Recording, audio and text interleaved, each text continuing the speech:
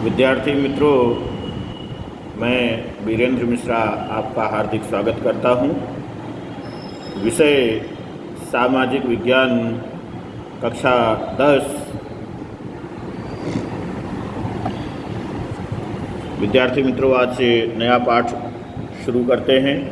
पाठ नंबर 5, भारत विज्ञान और टेक्नोलॉजी की विरासत। इसमें प्रस्तावना को पहले देखते हैं। विज्ञान और टेक्नोलॉजी के क्षेत्र में हुए संशोधनों ने विश्व के देशों को एक दूसरे के निकट ला दिया है। देश विदेश के बीच के आंतरिक संबंधों को सरल बनाया है। विश्व के तमाम देशों के बीच सहयोग बढ़ा है। यह अभिगम पैदा हुए हैं। सभी राष्ट्र विश्व शांति और सह अस्तित्व की तरफ अभिमुख हुए हैं, यानी मुड़े हुए हैं। विज्ञान का अर्थ अपने समझें तो विज्ञान अर्थात व्यवस्थित ज्ञान और टेक्नोलॉजी अर्थात विज्ञान की व्यावहारिक उपयोगिता।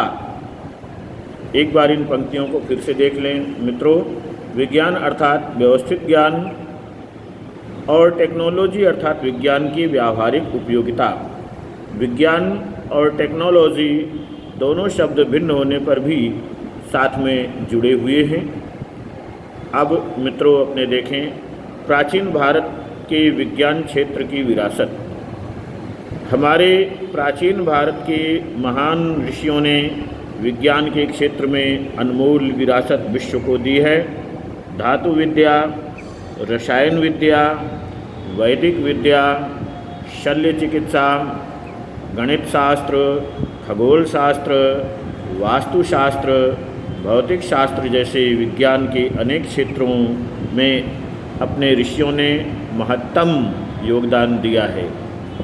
मित्रों, किन क्षेत्रों में इन्होंने योगदान दिया है तो इसे एक बार फिर से देखें। धातु विद्या, नंबर 1 धातु विद्या, दूसरा रसायन विद्या, तीसरा वैदिक विद्या, चौथा शल्य चिकित्सा, पाँचवां गणित शास्त्र, छठा खगोल शास्त्र, सातवां वास्तुशास्त्र और आठवां भौतिक शास्त्र। इनके अलावा भी हो सकते हैं, इतने तो हैं ही। भारत में मात्र साहित्य, कला, धर्म, शिक्षा और तत्व चिंतन जैसे क्षेत्रों में ही योगदान नहीं दिया, बल्कि विविध विज्ञान और टेक्नोलॉजी के क्षेत्र में भी अपना श्रेष्ठ योगदान दिया है। अर्वाचीन युग यानी आजकल के युग में संशोधनों द्वारा पता चला है कि भारत आध्यात्मिक विचारधारा के साथ साथ वैज्ञानिक दृष्टिबिंदु भी रखता है। पाश्चात्य देशों की अधिकांश वैज्ञानिक और टेक्निकल खोजों में किसी न किसी रूप में प्राचीन भारत के विज्ञान का तत्व शामिल है। मित्रों, अब हम देखते हैं धातु विद्या के क्षेत्र में क्या योगदान रहा है भारत का। तो प्राचीन काल से ही भारत के लोग धातु विद्या का अपने व्यावहारिक जीवन में उपयोग करते हैं। प्राचीन भारत ने धातु विद्या में अद्वितीय सिद्धियां प्राप्त की थी, जैसे कि सिंधुकालीन संस्कृति में से मिली धातु की नर्तकी की प्रतिमा, नृत्य करने वाली की प्रतिमा, तक्षशिला में से प्राप्त कुषाण राजाओं के समय की भगवान बुद्ध की प्रतिमाएं।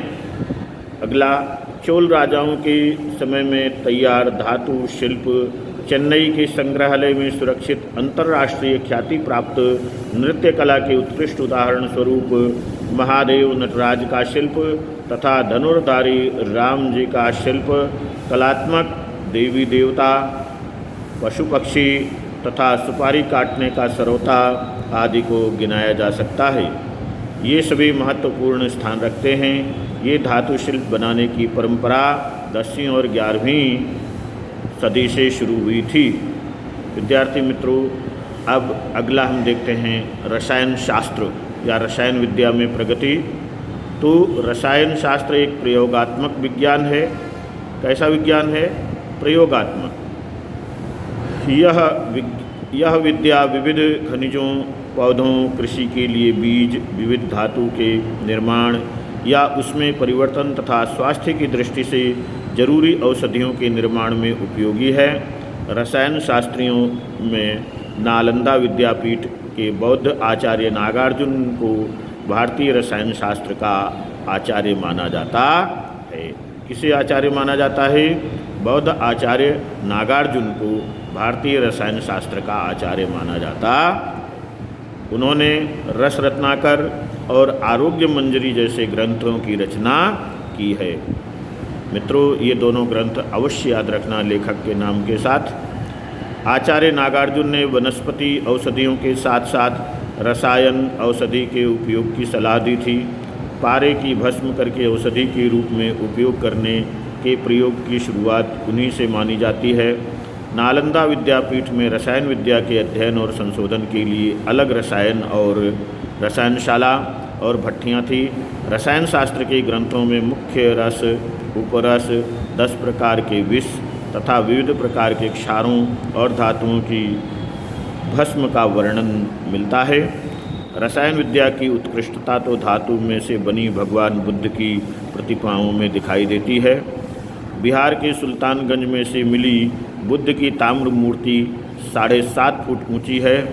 उसका वजन 1 टन है, जबकि नालंदा से मिली हुई बुद्ध की मूर्ति तो 18 फुट ऊंची है। और इससे भी अधिक आश्चर्यजनक उदाहरण तो 7 टन वजन वाला और 24 फुट ऊंचा सम्राट चंद्रगुप्त द्वितीय विक्रमादित्य द्वारा निर्माण करवाया गया विजय स्तंभ है। इतने समय तक बरसात, धूप या छांव में रहने के पश्चात भी इस लौह स्तंभ पर जंग नहीं लगी है। ये भारत की रसायन विद्या का एक उत्तम उदाहरण है। विद्यार्थी मित्रों, आपको ये वीडियो कैसा लग रहा है? यदि अच्छा लग रहा है तो लाइक शेयर कीजिए, सब्सक्राइबर करके हमारा हौसला बढ़ाइए। धन्यवाद।